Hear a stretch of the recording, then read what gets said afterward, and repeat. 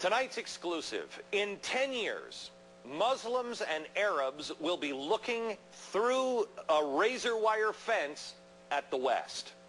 Here's how we got there.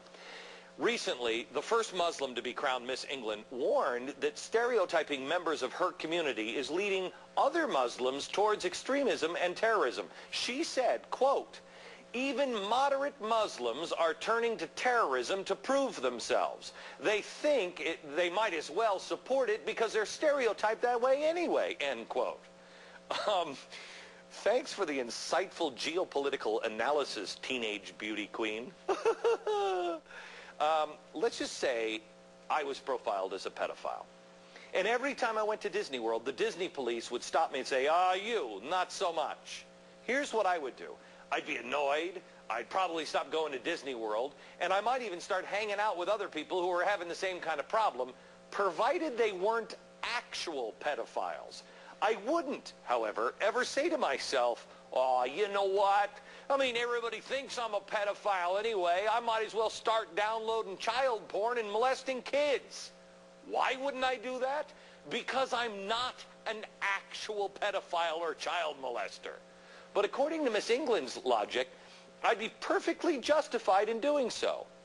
This is a great example of why I think since 9/11, Americans have gotten so fed up with the yes, but Muslims. The yes, but Muslims are the ones who show up on talk shows and in the media and say, yes, terrorism is bad, but, and then they go through a list of reasons on why we should try and sympathize with people who fly planes into buildings.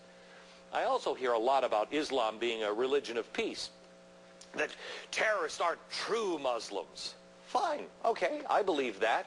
But if you do accept that, then you can't really go along with Miss England and the rest of the yes buts and say, gee, maybe it is our fault. We're making good Muslims go bad. Which is it? You, Miss England, are either spot on, as the British say, or you're dead wrong. Because if, God forbid, there's another attack, we won't have any more patience for the yes buts. The Muslim community better find a spokesman who isn't a yes but Muslim. They shouldn't even understand the word but, because if they don't, when things heat up, the profiling will only get worse and the razor wire will be coming. That's why tonight, here's what I know. We are sick and tired of the yes but crowd. I don't even care what precedes it. There's no excuse for flying planes into buildings, kidnapping journalists, and random beheadings. You want the profiling to stop? Then here's an idea. Stop murdering innocent people. Stop excusing the people who do. You do that for a while, and I guarantee you won't have any more problems at the airports.